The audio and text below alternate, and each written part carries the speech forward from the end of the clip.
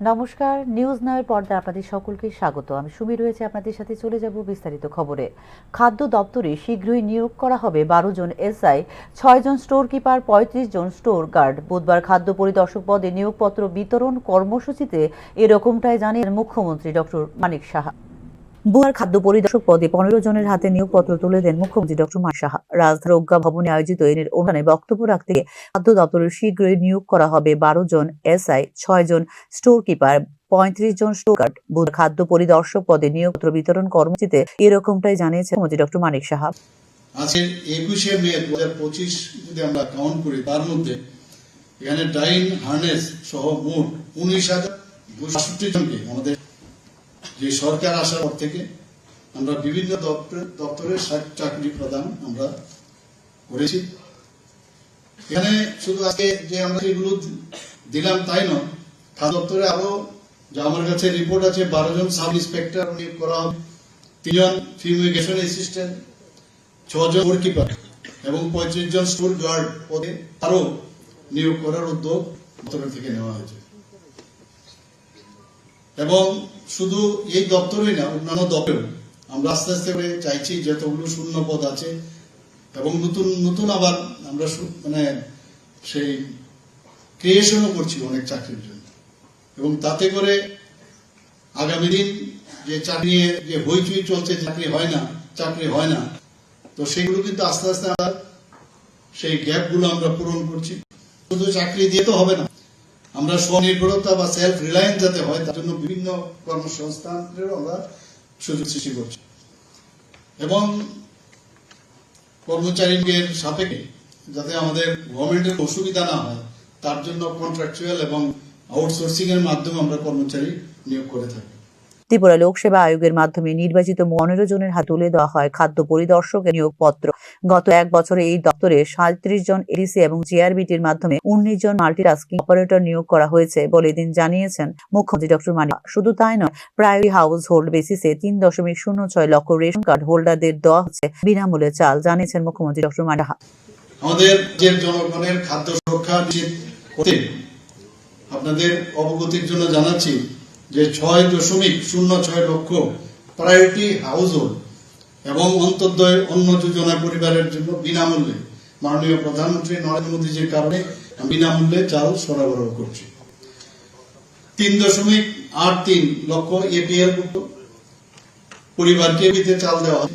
এছাড়াও আটা এবং বিভিন্ন যে আরো নিত্য প্রয়োজনীয় যে পণ্য যেমন মসুর ডাল, চিনি, লবণ ইত্যাদি, সেগুলো কিন্তু আমরা প্রায় 9.81 লক্ষ রেশন কার্ডধারীদের যারা কার্ড আছে তাদেরকে আমরা ভর্তুকি মূল্যে আমরা কিন্তু বিতরণ করছি। আমরা যাতে বাজার স্থিতিশীলতা বজায় থাকে সেদিকেও এই ডিপার্টমেন্ট খুব ভালোভাবে কাজ করছে।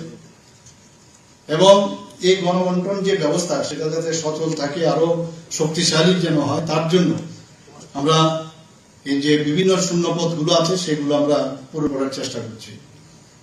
এবং তার অঙ্গ হিসেবে আজকে যে 15 জনের যে প্রার্থী নির্বাচন করে তাদেরকে যে আমরা টিপিএসসির মাধ্যমে তাদের যে রেজাল্ট পেয়ে সেই অনুযায়ী আজকের যে আনুষ্ঠানিকভাবে আমরা নিয়োগপত্র দিয়েছি।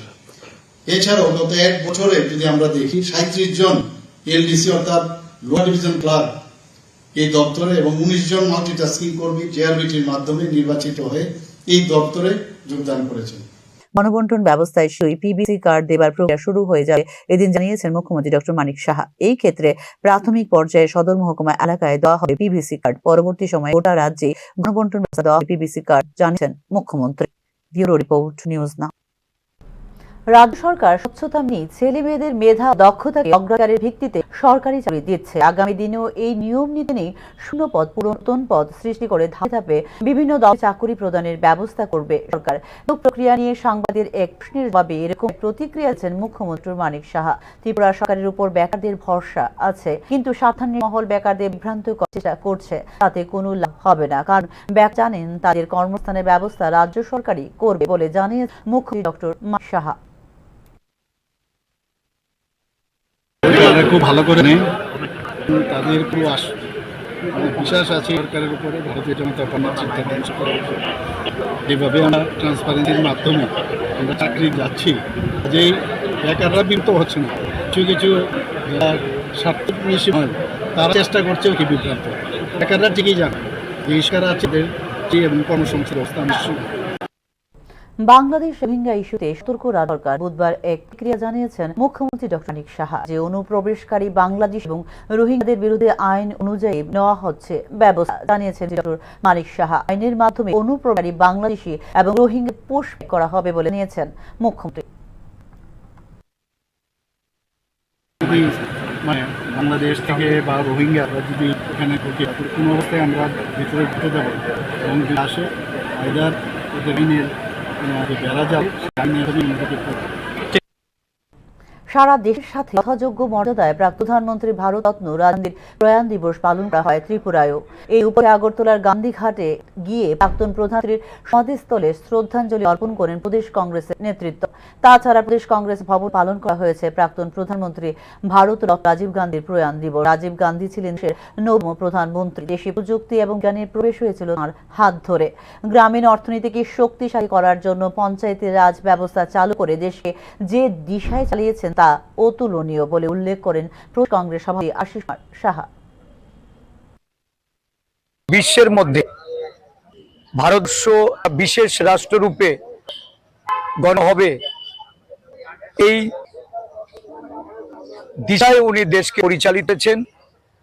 আজকে ওনার এই প্রযুক্তিগত যে দিশা ভারতবর্ষকে দেখিয়েছিলেন, ভারতকে বিশ্বের একটা অন্যতম রাষ্ট্ররূপে যেমন হয়েছে, সাথে সাথে ভারতবাসী এখনো রাজীব গান্ধী এই যে প্রয়াস, এই প্রয়াসের যুব এখনকার মতো সংবাদ এই পর্যন্ত।